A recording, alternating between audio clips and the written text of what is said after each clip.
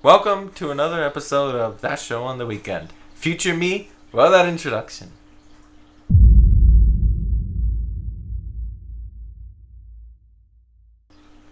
Good. Now, Very YouTube. That's YouTube like a jump cut. yeah. So our first topic today, Marshmallow hinted at coming out. No. Why can't I say that? Android 6 Marshmallow Yes. is hinted at coming to Galaxy S6 for testing purposes. So this new beta release shows improvement in battery life and closes a few loopholes and security dangers that have been present in Lollipop. But because Verizon hates, Google for some reason, or Android as a whole, my phone doesn't get this beta release. I'm so sorry. Well, part of it is Verizon historically does not like updates in a timely fashion. I have so much bloatware on my phone. I did a factory reset. I was like, oh, this is awful. I forgot how much I cleaned it up. Oh, just install. Also, I can't root my phone because Verizon, being, Verizon, decided that if I root it, there would be a key flip someplace in there, and it will just say, nope, sorry. So I'd probably void the warranty. Right. So they have what in the phone's firmware, a hardware switch, that if an aftermarket firmware is installed on the phone, it will flag it as such. And if you boot your phone up, you can read that little bit right before going into your recovery tools. As somebody that has rooted many phones, I have recently come across that, and certain phones are becoming more obnoxious to unlock. And the reason you would like to unlock your phone is so that you can install like Titanium Backup to get rid of your Verizon or your ESPN or all of the other bloatware that comes with your phone. And also you like having administrative control over the device you actually own. So what if you decide, screw rooting it, just wipe the whole operating system, put your own on there? Well, there are several aftermarket Android firmware options. Cyanogen mod or Cyanogen mod. It's debated as to the pronunciation. But anyway, you can install that on there, and it's pretty much almost stock Android. There's also Carbon ROM, and if you're running Android on Samsung devices, there's one specifically for that whose name eludes me at the moment. But yeah, there's plenty of options. If you're like, But the other thing is you can install a newer version of Android on an older device. Or you can install a version of Android that is newer on a device that doesn't quite have it yet through Cyanogen Mod or Carbon ROM or all these aftermarket firmwares months before it actually becomes available for your device. Mm-hmm. I had an original Samsung Galaxy that AT&T had released up to Android 2.2 on, but at that point, Android 4 was out, so I was like, you know what? Let's take a dive, and went right to it through Cyanogen Mod. It works pretty great. Yeah. The Samsung devices, followed by the Moto X's, are like the very first new devices that always get the updates. So if you have the big popular phones, you get it very quickly. Or if you have, let's say, some Huawei obscure Android device X, then yeah, you usually don't get it. It's usually an issue trying to find an aftermarket firmware for tablets. Like, there's a billion tablets out there, so not everybody's like, I'll make a special Cyanogen mod for that tablet of yours that nobody else literally has ever heard of. Stuck on KitKat or something. Right, it's usually 3. Honeycomb is usually where crazy, weird, I found this in a drugstore tablets have. So, our next topic. Do you want to take this one? Oh, so Andres Gall, the former CEO of Mozilla, who, Mozilla Firefox, has partnered up and made a new browser called Brave, which is very, very interesting. I actually installed it on a work computer and was testing it. And part of what they do is they looked at the things that slow down web page loading, which is cookies, advertisements, the hooks that ask for system data, like what version of Windows you've got, or what browser you're using. All of these things, your typical Google Analytics, and it just like, okay, we just won't load that, and therefore it takes 80% of what makes a web page load slowly and took it right out of the equation. And the slowest website I had took like a second and a half to load. And my work's internet is not good. So that's very surprising. It's very beta, and currently they are focusing on Windows, Mac OS X, and the iPhone, which all currently do not have very good browsers, or browsers as good as this. And as right now, it is a fork of the Mozilla Firefox that has a different interface, and they're starting to work on the back end, and eventually it will diverge into its own project. But as of right now, it's piggybacking off of Mozilla Firefox, which is open source, so they can just take the code and modify it and then fork it and change it and make its own project. And you can go to the website and you can build it yourself if you want it on something that doesn't have a download and install version, and get it to run. But right now they're focusing on those, and I have an email. They have a subscription email, so once they have a nice stable, you can download it and install it onto your operating system version for Linux and Android, and then give that a go. But it sounds like it'll be very, very nice to install on your older Android device or your newer Android device, mostly because it's got such a small footprint. Also, its logo's a lion. Right. So I'll do that one. So, our next topic from Ars Technica posted. Windows 10 will be made an automatic update, in which it already has. I was going to say, this article came out on October 29th of 2015. Yeah, but it's just now relevant because it happened recently. Oh, okay. Sorry. So, this is kind of a sneaky move because it all sometimes affects enterprise machines. And there are other reasons why this is bad. So many compatibility issues. Sometimes the update just fails altogether. If you have programs that require 7 or 8, it's going to like totally mess up. Maybe the programs don't work. And drivers, there's like even drivers are operating system specific. I know this large recommended update is like a service pack and is as big as a service pack, but it's not really a service pack. But it's a service pack. But you don't call an operating system upgrade a service pack. You call it an operating system upgrade. Well, no, it's an update within Windows 10 that is basically Windows 10's first service pack. But it's not a service pack. They're not calling it a service pack. Oh. But it's basically a service pack. Oh, that was like what they did with 8.1. Well, kind of. Well, they called that an operating Yeah, that is literally what happened, was 8.1 was like, oh, sorry, my bad, let's take a mulligan. And that's what 8.1 was. Yeah. But this is kind of Windows 10's first service pack. But fixing all of those issues and stuff. But you see, this article mentions little of the repercussions of if you're on Windows 7, Windows 10 is being released as a recommended update.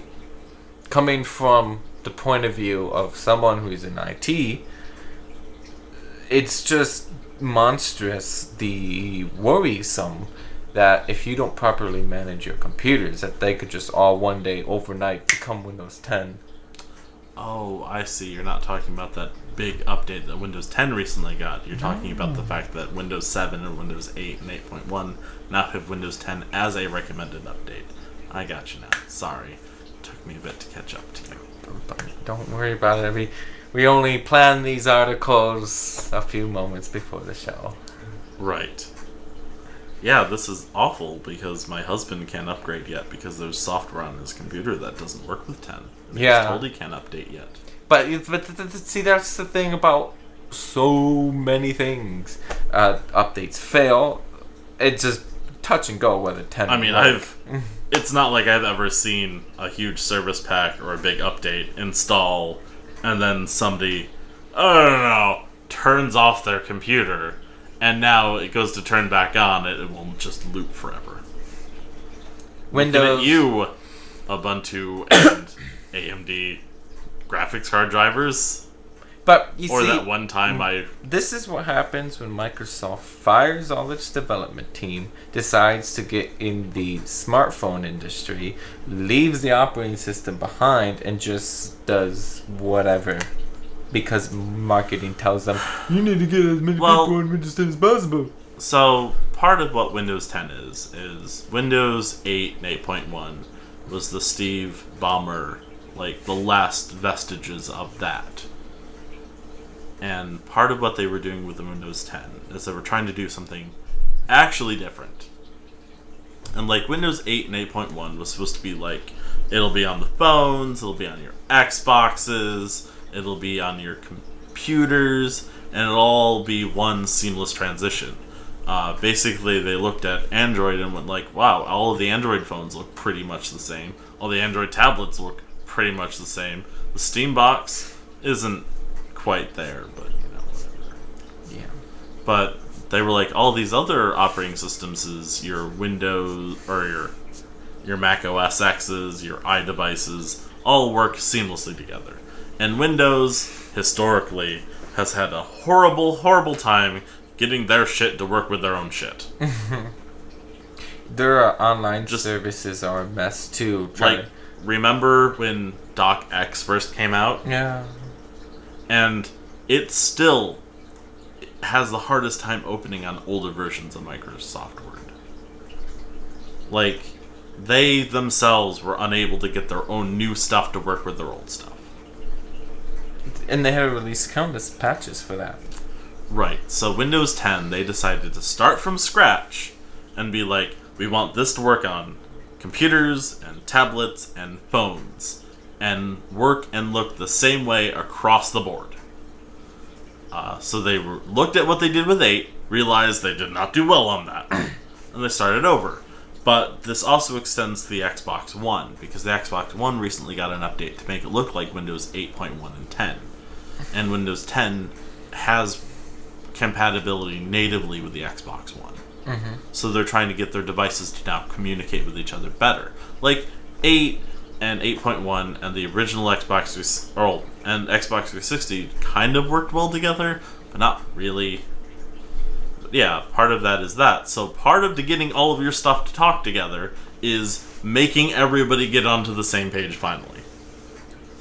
And part of a recommended from 7 or 8 and 8.1 to 10 upgrade is like, if it's pirated, they don't care. The update to 10 will make your pirated version of Windows a legitimate coverage. And the reason for this is they're trying to get into the database game. Well, the other thing is... I mean, Google, Apple, Yahoo, they've all been doing that already. Right, well... But Microsoft is just trying to catch up to the game. So here's the biggest thing with the Windows 10 update. Making it free and everybody can get a hold of it, is when they finally ended support for Windows XP. It was the largest pile of garbage that ever happened. Was everybody going, my Windows XP doesn't work, I have to update. And everybody losing their minds, and everybody going, oh no, I have to update my stuff. Like, I have computers at work that still run Windows XP. But like all the banking, like banks were like, if you do a point of sale system and it's not running Windows 7 minimally, like we can't help you anymore. And everybody's scrambling, and everybody was waiting last minute, and then finally everybody upgraded to at least Windows 7. And like Windows 7 also has a shelf life that is not too far off in the future. Well, XP is still largely in, like, it's still... Well, XP's market share dropped significantly this past year. I keep up on these things. But the Navy still... Well, like, they still have their entire ships running off of XP. Actually, a lot of their newer equipment runs a special version of Linux, actually. Oh. Yeah. Well, they have a contract with Microsoft to continue to support it for them. Right. So part of the upgrade from 7 and 8 and 8.1 to 10 is that hopefully when 7 gets discontinued on support, they don't run into this again. Because they will. When they dropped support for Windows 98 and 95 and everybody had to move to XP, the same thing happened. Like, grandmothers, point of sale systems... Like, all of these things that run these older versions of Windows that that just lose their updates. People are so begrudging to update these things. So they're like, okay, fine. Here you go. Here's the update. You don't even have to pay for it. Just, for the love of God, actually install the update.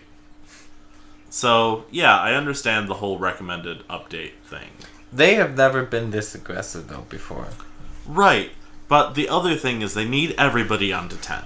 Because they need the data. Well, no, part of it is future versions of Windows are going to start looking a lot different than what Windows used to do.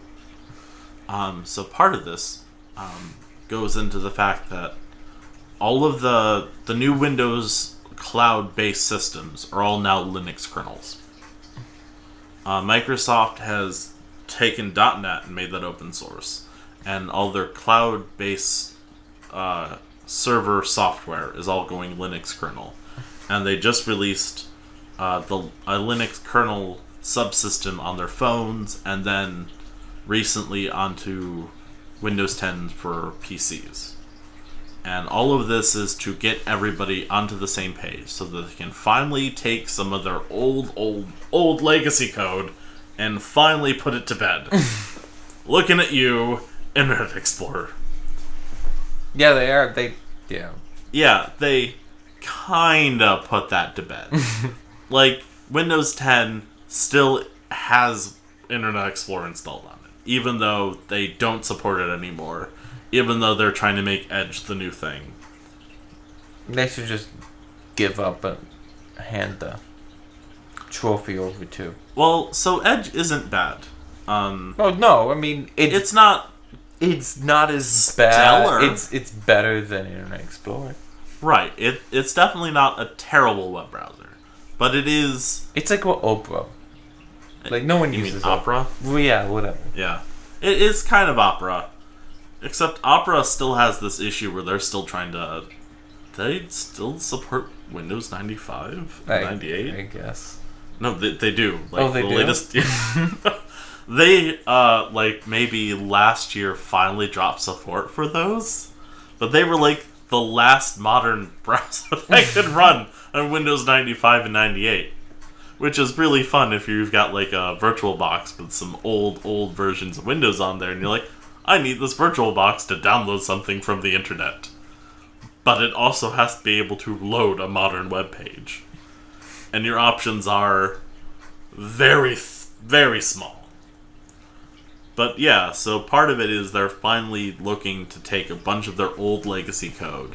They're like weird 32, 64 compatibility layers and make them unnecessary. I need to get some old hardware that's compatible with XP so that I could play some of my old PC games that just aren't supported on any new architecture. Well, there's lots of options for that. I mean, I don't want to have to do the whole pass-through graphics card. Well, you don't. I don't have enough. If it doesn't run anything past Windows XP, chances are a VirtualBox is good enough. I haven't been able. Well, it depends, I guess. The other thing is, if you're looking at super, super, super old games, you might have to run into DOSBox. It's like Army Men, Toy Soldiers. What year? I mean, it has 95 on the back of it. Okay, so it has a 95 on it. You actually have to run in DOSBox. Oh, okay. Because it requires DOS to run. Yeah, I've made older games run in DOSBox before. I'm not familiar with DOSBox. I mean, I know DOSBox. I've seen it. I just haven't. Yeah, I can show you later. Oh, okay. DOSBox. But Good Old Games is all about that. So, our next topic, I'm pretty sure it is one of your topics. I already made that. We already talked about that. Oh, okay. I kind of slipped it in there because that's how I do. Do you want to tell people what they should have been looking out for? What, the Linux subsystem? There it is! Okay, so now moving on, I guess, to another topic. Microsoft is experimenting with underwater data centers. So they'll be cooled, but they'll also be able to be deployable much closer to various of areas of the world, so that your latency would be a lot lower than if you were like in Ethiopia trying to connect to like California.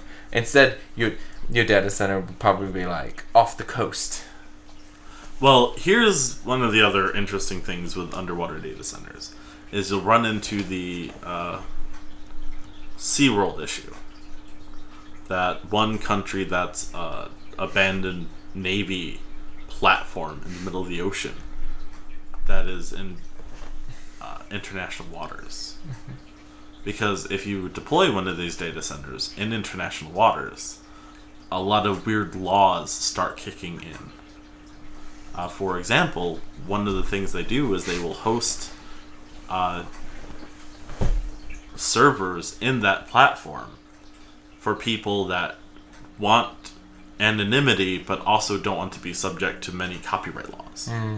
Because international waters means there's no one country that has oversight over it. So let's say you have an underwater data center that is all about piracy. One of the issues is they can't shut down that data center without talking to multiple countries, because they have to figure out first who actually has the ability to shut that down. And you find very quickly, no one really has that ability. So then you have to go, okay, so these copyright laws are in these countries, so this country can take down this part of it, and by the time everything's all said and done, like, it's too long. It's too late. They've already dropped like 3 more of them. Yeah. But maybe Microsoft doesn't want to have to deal with a lot of data laws. I mean, the European Union has been passing some really sketchy laws about data. Right. So one of the other things is these data centers in open international waters means you can keep users' data more private, because you can be like, well, I mean, I would give you that stuff, but it's over there and you don't have jurisdiction in the middle of the ocean. Then we're just in a boat and get it by force. Right. It is one of those weird things, like, what country oversees the data? It's very interesting. Yeah, I also like the idea of using the ocean as a place to store things for people in general. I mean, it's just so big. It is. Yeah. It also would, cut down how many dead bodies could be hit. Atlantic cables that have, or mid-Atlantic cables that have to be dropped. But I mean, look at the way these things are built. I mean, they're not meant to be serviced that often. Right, they're underwater. Like, you drop those things, it's a set it and forget it kind of situation. Mm-hmm. And I'm guessing you probably set like 3 of them down, and they're all redundancies of each other. Yeah, they're thinking like it'd be a lot easier to do a net where you have redundancies like in a raid. You know, like how you have redundancy in your raid. That's kind of like you have the parity in the. Well, what data centers typically do is once. So there's the main data center, and that data center backs up to a second data center, and that second data center backs up to a third data center. So if the first one goes down, there is literally no time wasted when the second one comes on and takes over the load. And that's how you do a preparedness. Like if your company is in a large skyscraper that may or may not be hit by a giant flying object and it goes down, you want your data to go up immediately afterwards. And that's what happens as a real world thing that goes on. So if you have an underwater data center, it might even be just backing up from another data center and completely inactive for years until it's needed.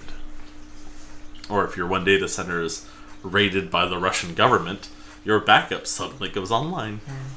And your torrenting website has zero loss in traffic. Okay, so our third to last topic, the UK approves the use of CRISPR for embryos, but they're not allowed to implant them. So, you know, we're talking about ethics, and you know what CRISPR is? No. Oh, okay. So CRISPR is a program to about 80 to 90% accuracy. It uses a modified virus that can cut DNA and then insert DNA replacement with about 80 to 90% accurate. It might be higher than that, but it's repeatable. So now they're trying to go to use it to remove genetic disease, seeing what they could do to improve embryos. Maybe, you know, Well, part of that is if you can consistently go into embryos that are from donors that are pre-diagnosed with terminal diseases later on in their life, like your Lou Gehrig disease, your MS, your whatevers, and you can prove that this virus can go in and fix this problem, like you can then potentially use that in live adults and see, well, throw it in your system, you're about to die anyway, let's see if it fixes it. I'm going to need to do a lot of audio leveling with what you previously just said in that big old shout. Yeah, I know. Whatever. So you inject a live adult with a virus like that may be about to die, just to see if it fixes the problem. Because you're like, well, in these clinical studies, it's proven time and time again that it actually can fix this particular DNA segment. So we want to move on to adult or live adult testing. Now this is how you potentially cure major diseases, but then there's unforeseen circumstances, and now wholly new diseases are starting to surface. Looking at you, cancer. Mm-hmm. Well, cancer obviously is just uncontrollable division of a cell. Right, but as our life expectancies increase to well above 100, and we're able to cure diseases that used to kill us very frequently, like we're running into new problems that need to be solved. Yeah. And cancer was one of those new problems. Like, there's always been cancers, but they become more and more frequent the older people get. Right. But your body can correct errors up to 99% accuracy. The cell division process is about 58% accurate, but then the error checker immediately after corrects up to 99%. So when you're older in life, the odds against you are you're going to get cancer. Because it's going to, like, mess with the cell division code segment, and it won't get that right. Part of it is your free radicals. After a while, you're just unable to keep them into check, and the free radicals keep going free. And the radical, the 90s. Well, telomeres get smaller and smaller as you grow, as cells divide. But in mice, they found if they lengthened them or made them super long, they live longer. But they tried that, modeled it in humans, I guess, and it just did not. It was like how Lorenzo's oil killed the rat, but it didn't kill the human. But this is opposite. Made the rat live longer, but will kill the human because it does not have the same effect. Okay, so second to last. Well, I guess those topics are kind of the same topic, really. Not yet. You have to update, and then there's overclocking issues. Well, that's different. That's different. So Skylake users need Windows 10 to take full advantage of new features offered. Now, let me make it clear: if you put a Skylake processor in an old CPU in an older build, it's going to work just fine. But you won't be able to take advantage of some like the new I forget which new features you won't be taking advantage of, but there's a lot of them. So Microsoft is really pushing Windows 10 by only by choosing the hardware that works with it now. I mean,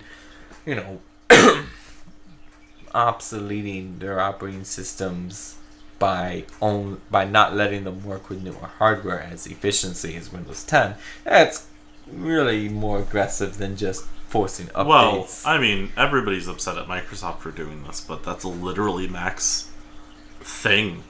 That has been their thing for years.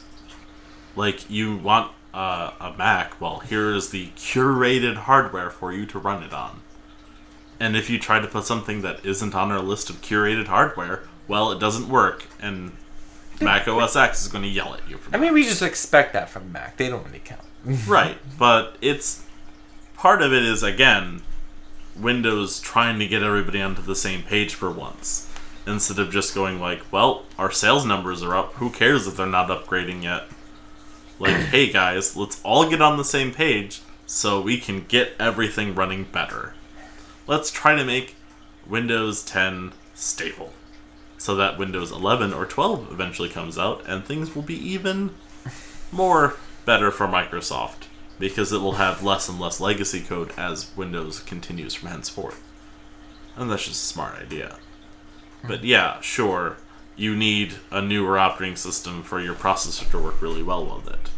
Well, that's no different than when 64-bit processors came out and everybody had to get a 64-bit version of Windows to make it work well. Yeah.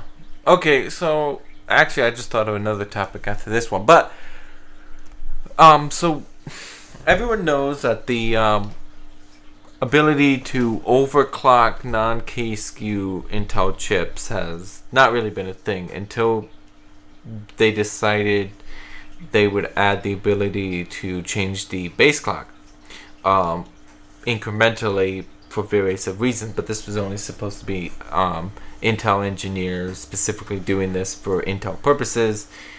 But now BIOS manufacturers have found that you can adjust to be okay, and because the base clock has been detached from like other parts of the CPU, like the RAM speed and other timings, they were able to do like this weird BIOS tweak. I mean, it wasn't perfect. Like, you wouldn't be able to read the temperatures of the CPU. You wouldn't be able to know how hot it is, but you would be able to, instead of paying $50 or $60 more for a K SKU, you could get the non-K SKU and get the same performance by overclocking this way.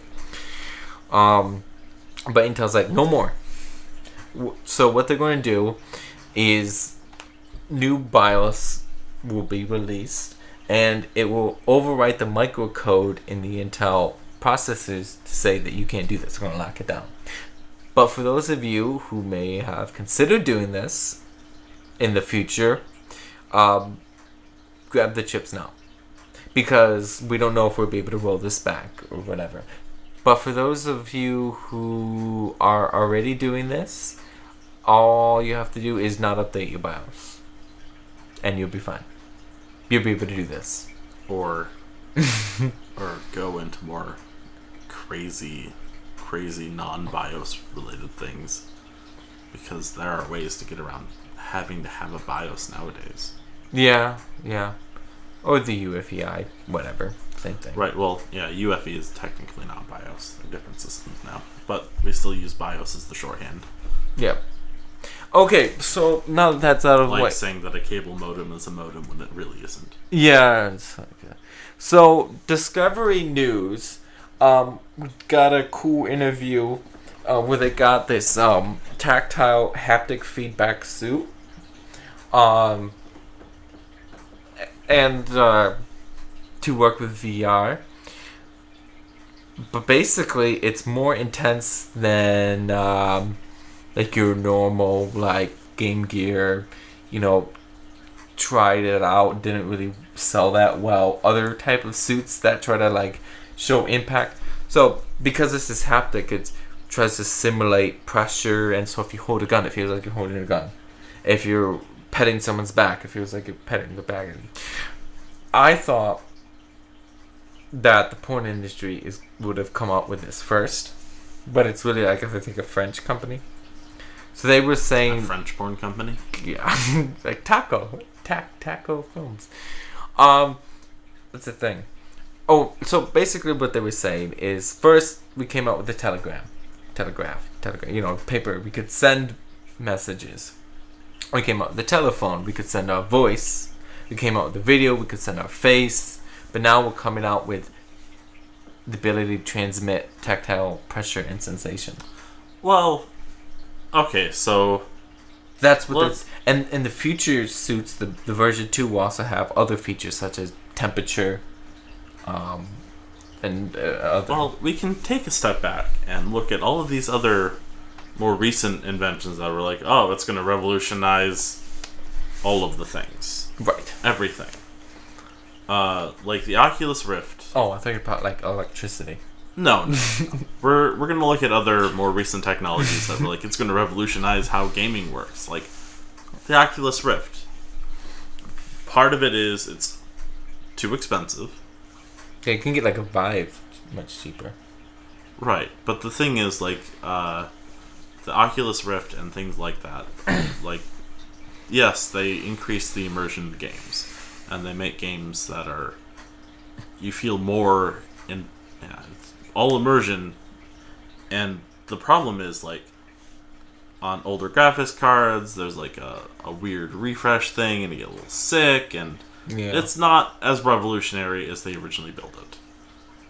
But if you have the ability to power at 90 hertz minimum, 90 frames a second minimum, no lag, big enough screen. Absolutely. But part of these things is they're coming out with huge, like, it's going to revolutionize everything. Yeah. But, like, part of it is there has to be things in place to make that work. And if the groundwork wasn't laid down before you released your groundbreaking invention, it's not going to break as much ground as you think it's going to break.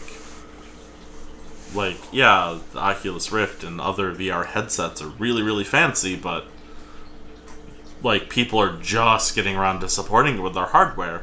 So while these things have been out for years, not many people have them. Like, yeah, sure, there are YouTubers that have them, and some other people have them, and you can kind of buy them, but they're really expensive, and you might buy it and find out that you can't even use it. Yeah. Not even two 9080 Ti's could do a good job in all games. Because you need 90 minimums, not average, minimum. Right, so you need the hardware, the software has to be written with it in mind. Like, writing software for these things is apparently very easy. I've seen many tutorial on it. But, like, yeah, sure, you can write software for it, and people can have them, but it's not working as well as people had hoped it was. So yeah, we have full haptic touch suits, but so what? Well, like it is at best novel. The hardware isn't there yet. Like Nvidia, AMD need to like make their next generation, like Pascal, Zen, whatever. It needs to be astronomically better. Well, the other thing is, like the latest version of the Linux kernel now allows for VR headset pass-throughs. Like Windows 10 has support for a bunch of VR headset stuff, but it's not very good, and it was an afterthought. Like, in order for these things to work, you have to go and be like, I want to make an operating system that plays games that has the VR headset in mind. Yeah. or I need an operating system that has the haptic suit feedback in mind. And then you have to go forward with that mentality. You can't just produce the hardware and hope that everybody thinks your idea is neat and kind of catches up to it. Because, like, the Oculus Rift has been around for 2 years now. And it's not the craze and revolution that everybody thought it was going to be. Well, because the hardware is... If it was lower, like $200, that would have helped it a lot more. Yeah, instead it's $350, and your computer it's probably... like 500. 600 actually. So if you're in Canada, it's like 800. Right. When I was looking at the pre-orders, it was like $350 for one, and your hardware probably won't run with it. So what's the point? Like, yeah, sure. If it did catch on, it would be really, really cool, and it would be revolutionary. But we're just waiting for the holodeck from the Enterprise. Right. Everybody wants a holodeck. That would be awesome. Of course. What they don't tell you is holograms require like laser beams, and if you have laser beams being shot at your eyeballs, you go blind very quickly. See, that's the problem. Like, why we can't have the nice type things. of the holograms like you see in Star Wars or Star Trek is because you can't have a photon just magically stop, rotate, and point towards you. Like, it would be invisible to you. Right. Actually, there is currently at the Johnson Museum in Cornell a very, very fancy art piece that is all laser based. And as you walk in it, like as you rotate and lasers come in and out of focus, like you see more of it in certain angles and less of it in other angles. So it very much demonstrates the fact that that kind of thing requires a lot of foresight and a lot more lasers in that art piece. Which is something like 200 lasers. Even then, you can't see all of the lasers all the time. Well, that's our show. Thank you for sticking to the end. If you're still here, hit that like button, hit the subscribe button. But if you didn't like it, do what you have to do. Stay around for the next episode next week, hopefully. Sorry, we haven't had such a hiatuses happen. Reliability, or not liability, reliability, consistency. Anyway, if it's all planned, this video will be out Sunday in the morning, probably. I probably need to change that. It'll be released when it is available. It's released when it's and released. when it is available, watch it, and that'd be sweet. You want to plug any of your videos? I've never really asked you if you want to plug any of your social media. Oh, I'm good for now. I'll let you know. See you next time. Same bad time, same bad place.